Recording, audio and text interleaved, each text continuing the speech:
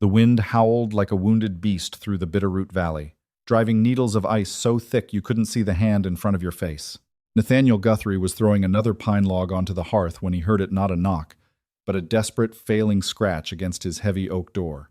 Out here in the unforgiving Montana territory of 1,878, a sound at your door in a midnight blizzard usually meant death had come to call. He unholstered his Colt, pulled back the heavy iron bolt, and the wind blasted the door open. There, collapsing onto his floorboards in a tangle of frostbitten limbs and frozen wool, was a woman clutching a bundled infant, with two half-dead children clinging to her skirts. Nathaniel Guthrie had not spoken to another human being in 8 months. He was a mountain man by trade and by temperament, a towering figure of a man with a thick, unruly beard streaked with early gray, and eyes the color of the slate-gray skies that dominated the high country.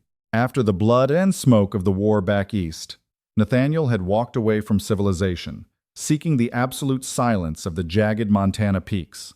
His cabin, built with his own 2 hands from felled timber and riverstone, sat precariously on a ridge overlooking a vast, uninhabited valley. It was a fortress against the world. Until November of 1878, the blizzard had started 3 days prior, an unseasonal fury that buried the pines up to their lower branches and dropped the temperature to 30 below. When Nathaniel pulled the unconscious woman and her 3 children into his cabin, slamming the heavy door shut against the whiteout, his sanctuary was instantly shattered. He moved with the practiced urgency of a man who had seen death too many times to let it win without a fight. The woman was barely breathing, her lips tinged a terrifying shade of blue. The infant in her arms was terrifyingly still. The 2 older children, a boy who looked to be around 12 and a girl of perhaps 8, were awake but completely catatonic, their eyes glassy and vacant from profound hypothermia. Nathaniel first grabbed the infant, a little boy, maybe 4 years old, and stripped away the ice-caked blankets. He wrapped the child in a heavy bear pelt that had been warming near the fire. He then turned to the older children, gently but firmly peeling away their frozen coats and boots, wrapping them in woolen blankets, and sitting them directly on the hearthstone. Finally, he tended to the woman. As he brushed the frost from her eyelashes and unbuttoned the stiff, frozen collar of her woolen coat, a silver locket tumbled out, catching the firelight. He wrapped her in his own bedroll and dragged her close to the radiating heat of the stone fireplace. He spent the next 3 hours melting snow in an iron pot, brewing a weak broth from dried venison, and forcing spoonfuls of the warm liquid between their chattering teeth. It wasn't until dawn, when the storm finally broke, leaving behind a blindingly white, silent world, that the woman opened her eyes. "My babies," she croaked, her voice like grinding stones. "They're alive," Nathaniel said softly, his deep voice rusty from disuse. He was sitting in a wooden rocker, whittling a piece of kindling, watching her carefully. "They're sleeping by the fire. You all nearly froze to death on my doorstep. What possessed a woman to drag 3 young ones through the Bitterroot in a winter squall?" She pulled the blanket tighter around her shoulders, her eyes darting around the small, sparsely furnished cabin. She was beautiful, Nathaniel realized, with a sudden, uncomfortable jolt. Despite the exhaustion and the hollows of her cheeks, she had sharp, intelligent features and thick auburn hair that had tumbled out of its pins. "I am Martha," she said, her voice shaking. "Martha Higgins. These are my children, Levi, Sarah, and little Samuel." She didn't answer his question about why she was out there. She simply stared at the fire, her jaw set with a stubbornness that told Nathaniel she was guarding a secret heavily. "I'm Nathaniel Guthrie," he replied, standing up to tend to the fire. "You're snowed in, Mrs. Higgins. The pass down to the valley won't thaw until April. You and your children are stuck here with me." Martha looked at the massive, scarred man, then at the snow piled high against the frosted window panes. A flicker of something crossed her face, fear, certainly, but also a strange, profound relief. "Then I suppose," she whispered, "we will have to earn our keep, Mr. Guthrie." The first few weeks were a brutal adjustment. The cabin, previously a sprawling palace for one man, suddenly felt suffocatingly small. Nathaniel was used to absolute silence. Now, his mornings were filled with the cries of young Samuel, the constant chatter of Sarah, and the heavy, watchful silence of Levi. Levi was the hardest to read. The 12-year-old boy clearly saw himself as the man of his family now.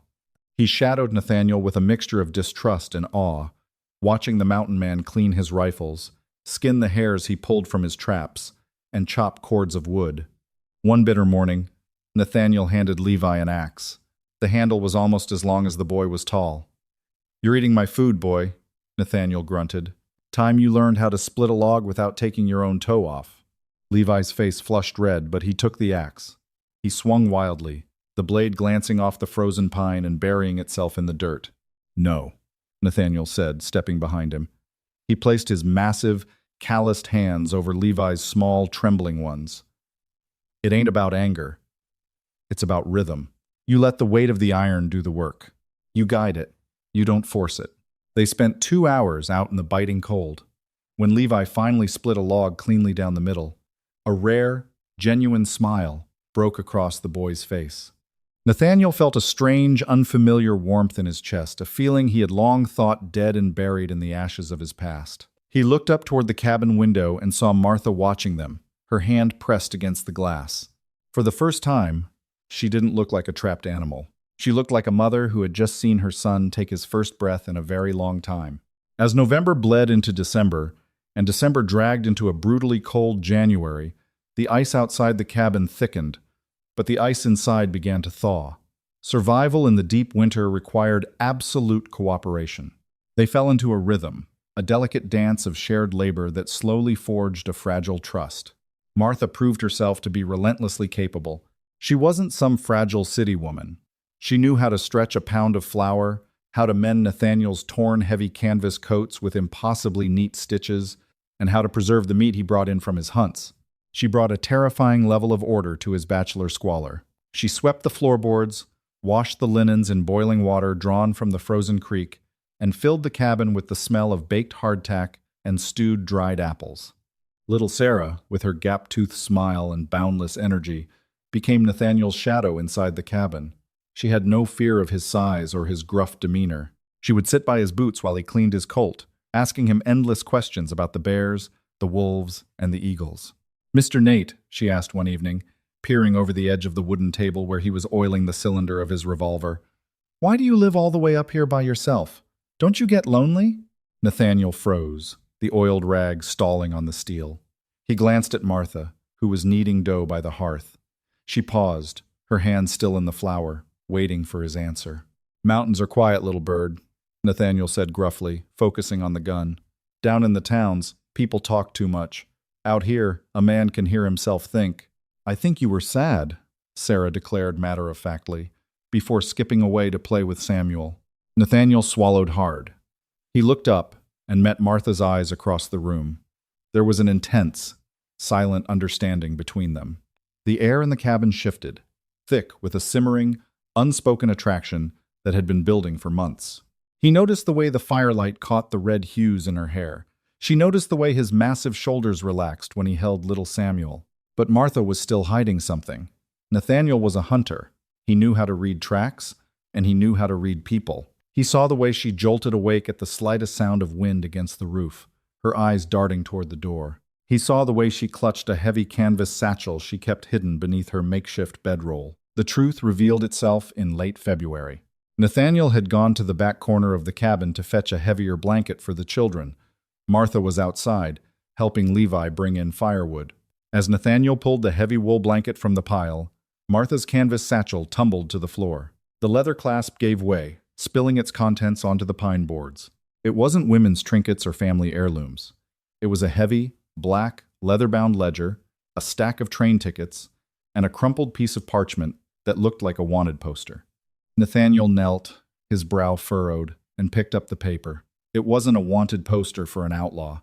It was a private bounty notice issued by the Rust Mining and Freight Company. Reward: $5,000 for the return of company property and the apprehension of Martha Higgins. Wanted for grand larceny and corporate sabotage. Below the text was a chilling note scrawled in dark ink. Bring her alive. Kill whoever is with her. It was signed by Jebediah Rust. Nathaniel knew the name. Everyone in the territory knew the name.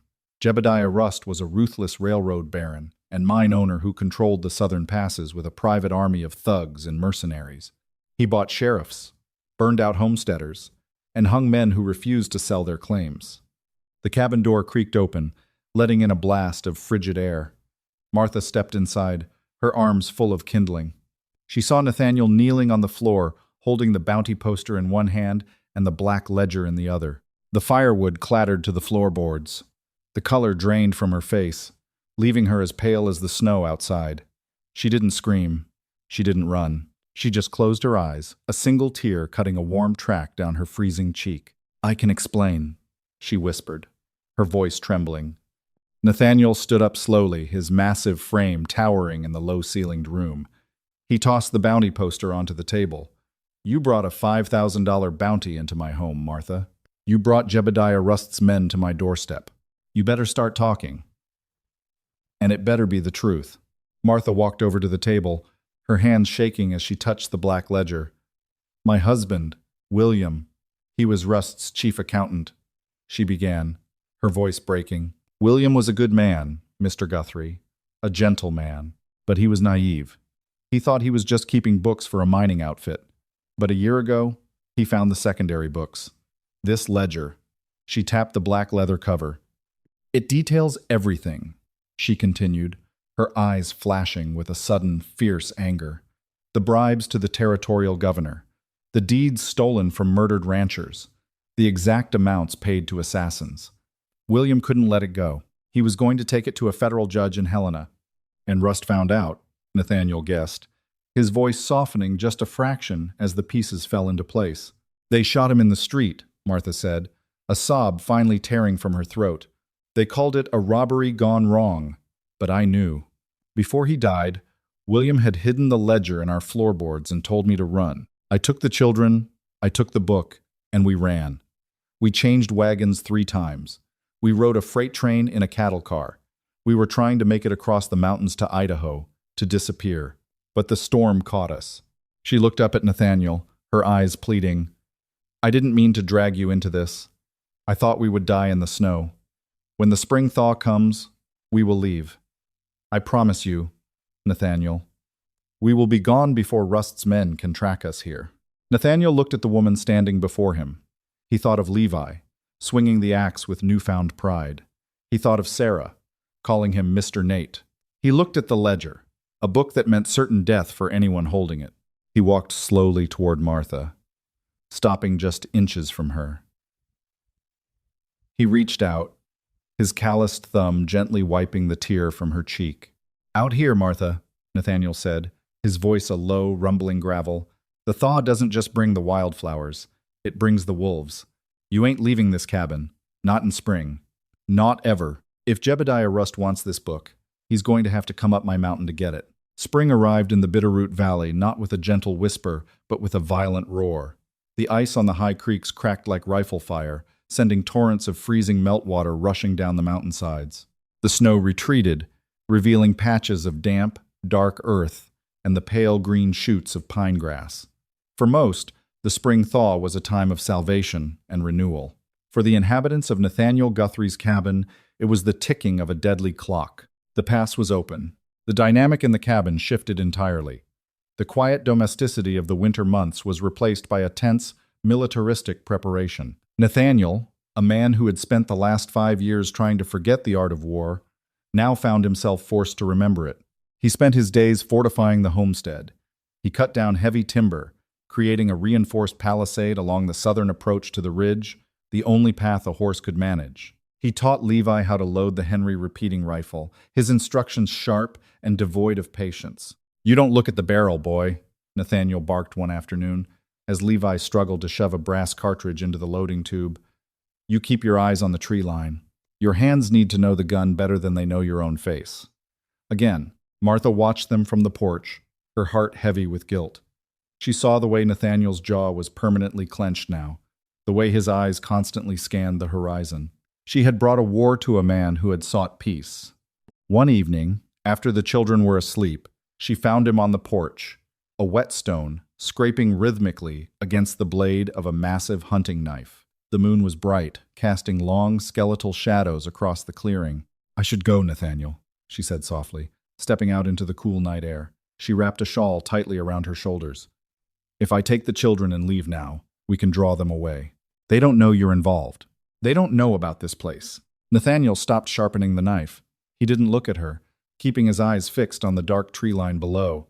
Where would you go, Martha? The valley is a bottleneck. Rust's men will be watching the train depots, the stagecoach lines, every supply post between here and Helena.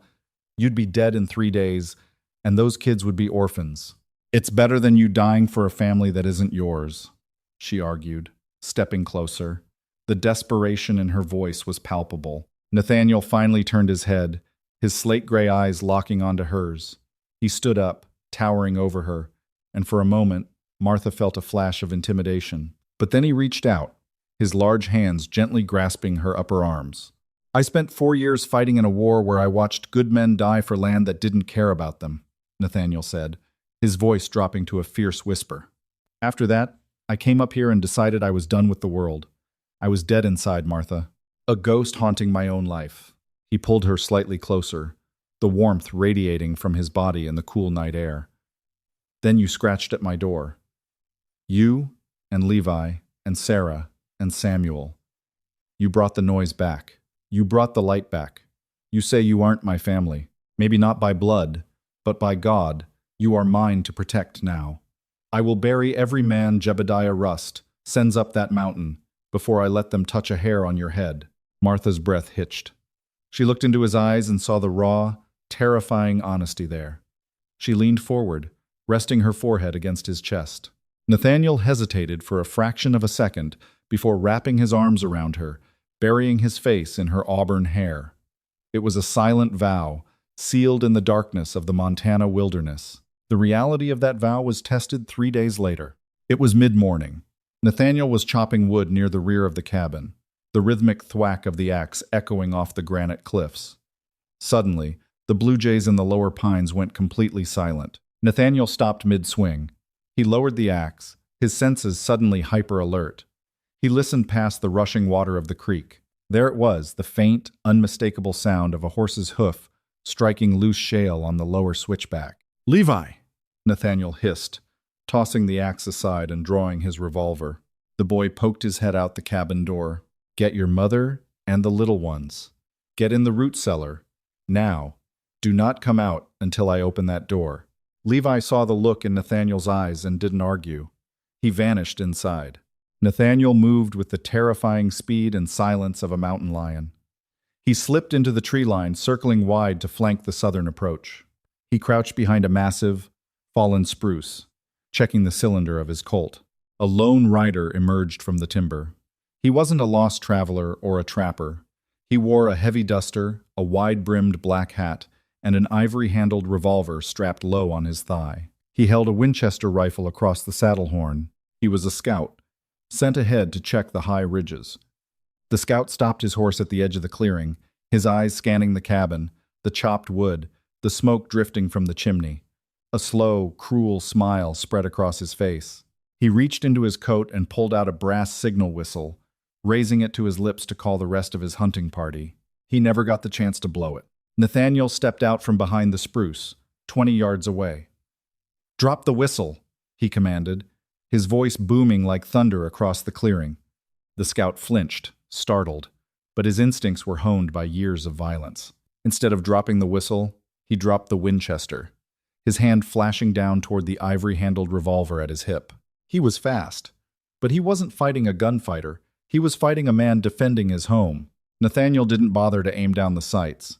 He fired by instinct, the heavy boom of the Colt shattering the mountain silence. The bullet caught the scout square in the chest, lifting him backward out of the saddle. He hit the dirt with a heavy thud, his horse rearing and bolting back down the trail in a panic. Nathaniel kept his gun raised, scanning the trees, waiting for return fire. Minutes passed. Only the wind rustled the pine needles. The scout had been alone for now. Nathaniel walked slowly over to the dead man.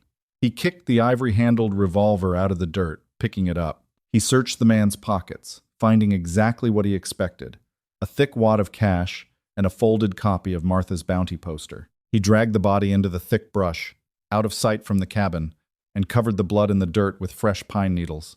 His heart was pounding a slow, heavy rhythm in his chest. The first drop of blood had been spilled. The isolation of the mountain was broken forever. When Nathaniel returned to the cabin, he unbolted the heavy trapdoor to the root cellar. Martha emerged first, her face pale, her eyes searching his for the truth. "Are you hurt?" she asked frantically, her hands hovering over his chest, checking for wounds. "No," Nathaniel said quietly. He looked at Levi, who was standing at the bottom of the stairs, clutching the Henry rifle tightly. "It was just one. A scout. He won't be reporting back." Martha slumped against him, a shuddering breath escaping her lips. "They know we're here now," Nathaniel said, looking over her head at the jagged peaks surrounding them. His horse ran back down the trail. "When he doesn't return by nightfall, the rest of the posse will start climbing." He turned to look at the small, frightened family, standing in the dim light of the cabin. The time for hiding was over. "Get the heavy shutters bolted," Nathaniel ordered, his voice cold and resolute. "Fill every bucket we have with water. Levi, bring the ammunition boxes up from the cellar." Martha grabbed his arm, her eyes wide with terror but shining with a fierce, protective fire. "How many do you think there will be, Nathaniel?" "Doesn't matter," he replied, sliding fresh cartridges into his revolver, the metallic click-clack echoing in the tense silence. "This is our mountain, and we are going to make them bleed for every inch of it." Dusk fell over the Bitterroot like a heavy, suffocating blanket. The sky turned the color of a bruised plum, and the temperature plummeted, freezing the muddy tracks left by the dead scout's horse. Inside the cabin, the only light came from the glowing embers in the hearth. Lighting a lantern would have painted a target on every window. Nathaniel stood by the reinforced front window, peering through a narrow slit in the heavy oak shutters. His breathing was slow and measured.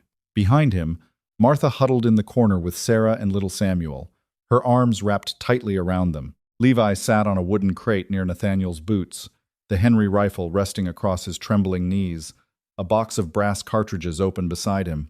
"They're coming," Nathaniel whispered, the sound barely carrying over the wind.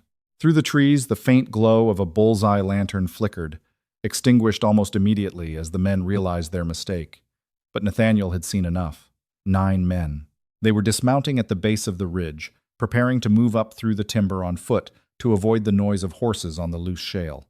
Leading them was a man whose silhouette Nathaniel recognized even in the gloom, Clint Bodine. Bodine was a notorious bushwhacker on Jebediah Rust's payroll, a man who hunted humans with the same cold detachment he used for hunting elk. "Levi," Nathaniel said, his voice a low, steady rumble. "You remember the ranges we talked about?" "Yes, sir," the boy stammered, gripping the rifle tighter. "The big pine is 50 yards. The creek bed is 30. Don't shoot until they cross the creek," Nathaniel instructed. "Make every piece of lead count." For 20 agonizing minutes, there was nothing but the sound of the wind. Then, the snap of a dry twig echoed like a firecracker. Suddenly, the night erupted. A volley of gunfire chewed through the wooden logs of the cabin, sending splinters flying into the dark room. Sarah screamed, burying her face in Martha's chest. "Stay down!" Nathaniel roared. He shoved the barrel of his Winchester through the shutter slit and fired into the darkness. A sharp cry of pain told him his aim was true. The mercenaries, realizing the element of surprise was gone, surged forward from the tree line.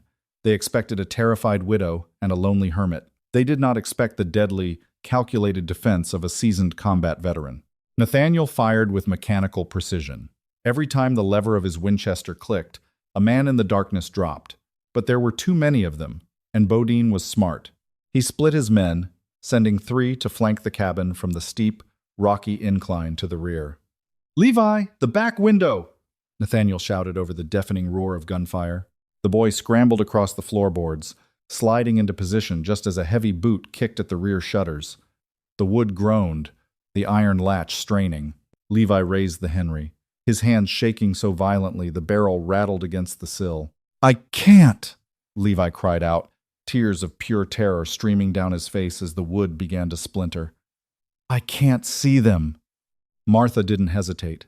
She gently pushed Sarah and Samuel beneath the heavy cast-iron stove, grabbed the double-barreled scattergun leaning against the far wall, and crawled through the debris to her son's side. "Give me the rifle, Levi," she said, her voice eerily calm. She traded him the heavy shotgun for the repeater. "When the wood breaks, you aim the scattergun center and pull both triggers. Understand?" Before Levi could answer, the rear shutter gave way with a violent crack. A mercenary, a massive man with a scarred face, shoved his upper body through the opening, raising his revolver. Martha didn't blink. She leveled the Henry rifle and fired blindly into the opening. The bullet caught the man in the shoulder, spinning him backward. At the exact same moment, Levi, fueled by adrenaline and his mother's courage, squeezed the triggers of the scattergun. The deafening blast of buckshot filled the tight space, sending the mercenary tumbling down the rocky incline into the darkness. "Good boy," Martha breathed, reloading the rifle with trembling, blood-slicked fingers. "Good boy." But at the front of the cabin, the situation was deteriorating. Bodine and two of his remaining men had managed to reach the blind spot directly beneath the porch overhang. Nathaniel's rifle was useless against them from his angle. A sudden, terrifying smell drifted through the floorboards' kerosene. "They're burning us out!" Martha screamed, smelling the harsh chemical sting. Nathaniel cursed, dropping his empty rifle and drawing his heavy Colt. "Stay here!" he commanded. He unbolted the heavy front door, kicking it open with the full weight of his massive frame. Nathaniel burst onto the porch just as Bodine struck a lucifer match to throw onto the kerosene-soaked logs. The two men locked eyes in the pale moonlight. Bodine's cruel smile vanished, replaced by a flash of genuine panic as he recognized the sheer size and ferocity of the mountain man bearing down on him. Bodine dropped the match and went for his gun. Nathaniel fired, but Bodine was already moving, diving behind the thick oak rain barrel. The bullet chewed into the wood, sending a spout of freezing water into the air. One of Bodine's men stepped out from the shadows at the corner of the cabin, leveling a shotgun at Nathaniel's chest. Before the man could pull the trigger, a shot rang out from inside the cabin. Martha, firing through the open doorway, took the man down with a perfect shot from the Henry. Distracted by the blast, Nathaniel didn't see Bodine lean out from behind the rain barrel until it was a fraction of a second too late. Bodine fired. Nathaniel felt a searing, white-hot pain tear through his left side, just below his ribs. The impact spun him around, dropping him to one knee on the icy porch boards. He gasped. The wind knocked completely out of his lungs, his vision blurring. Bodine stepped out into the open, his revolver aimed directly at Nathaniel's head. "Should have minded your own business, mountain man," Bodine spat, cocking the hammer. Suddenly, a small, terrifying war cry pierced the night. Levi, wielding the heavy iron fire poker, charged out of the cabin door, swinging the weapon with all the strength his 12-year-old arms could muster. He struck Bodine hard in the back of the knees. Bodine roared in pain and surprise, his legs buckling. His shot went wild, shattering the cabin window above Nathaniel's head. That split second of distraction was all Nathaniel needed. Fighting through the agonizing pain in his side, he raised the Colt, steadying his right arm with his left hand, and fired twice. Bodine slumped backward against the porch railing, his eyes wide and unseeing, before sliding heavily to the floorboards. The silence that followed was absolute, broken only by the ragged breathing of the survivors and the drip of water from the punctured rain barrel. The remaining mercenaries, seeing their leader dead, broke and fled into the timber, abandoning their bounty. Martha rushed onto the porch, falling to her knees beside Nathaniel. She pressed her hands desperately against his bleeding side, her face pale with terror. "Nathaniel! Oh, God! Nathaniel! Look at me!" He managed a weak, bloody smile, his large hand coming up to rest on Levi's trembling shoulder. "You did good, boy. You did real good." The dawn broke clear and painfully bright, illuminating the carnage around the homestead. Nathaniel lay in his bed, his side tightly bandaged with clean linen. The bullet had passed clean through the flesh, missing his vital organs, but the blood loss had left him dangerously weak. Martha sat beside him, a basin of warm water in her lap, gently wiping the soot and sweat from his forehead. The children were asleep by the hearth, exhausted from the terror of the night. "We have to leave," Martha whispered, her voice thick with unshed tears. "We survived the night, but Rust won't stop. He'll send more men. He'll send an army if he has to." Nathaniel weakly shook his head, his hand reaching out to grasp hers. "Running won't save you, Martha. He'll hunt you to the ends of the earth." "Then what do we do?" she cried softly, a tear finally escaping to fall onto his knuckles. "I won't let you die for us." "We end it," Nathaniel grunted, pushing himself up slightly against the pillows. "You still have that ledger?" Martha nodded, confused. "There's a U.S. Marshal in Helena. Name's John Taggart. Good man. An honest man," Nathaniel said, his voice gaining a fraction of its usual rumble. He owes me his life from the war. If we get that book to Taggart, he won't care how much money Jebediah Rust has. He'll bring the federal cavalry down on Rust's head. Helena is 100 miles away, Martha said. You can't ride. And if I go, you aren't going, Nathaniel interrupted, squeezing her hand. We send a wire from the Valley Station. Taggart will come to us with an escort. Until then, we hold this ridge. We hold it together. He looked deeply into her eyes, seeing the incredible strength of the woman who had collapsed on his doorstep in a blizzard. She had brought a storm into his life, yes, but she had also brought the spring. She had washed away the ghosts of his past. You told me once you'd leave when the thaw came, Nathaniel said softly. The thaw is here, Martha. Martha looked back at him, her heart swelling with a love she never thought she'd feel again. She looked over at her sleeping children, safe within the sturdy walls this mountain man had built. I'm not going anywhere, Nathaniel Guthrie, she whispered, leaning down to press a soft, lingering kiss against his lips. We are exactly where we belong. And as the morning sun crested the jagged peaks of the Bitterroot, filling the blood-stained valley with warm, golden light, the lonely mountain man knew he would never face the silence of the wilderness alone again. What a journey of survival, courage, and unexpected love. If Nathaniel, Martha, and brave little Levi's fight against the ruthless forces of Jebediah Rust kept you on the edge of your seat, hit that like button right now. Stories like this prove that family isn't just about the blood in your veins. It's about the people you're willing to stand beside when the world comes knocking at your door. Do you think Nathaniel and Martha can truly build a peaceful life after sending the ledger to Marshal Taggart? Let us know your thoughts down in the comments. Don't forget to share this Wild West epic with your friends who love historical drama, and subscribe to our channel for more thrilling, heart-pounding stories of the untamed frontier. Ring the notification bell so you never miss an adventure. See you in the next video.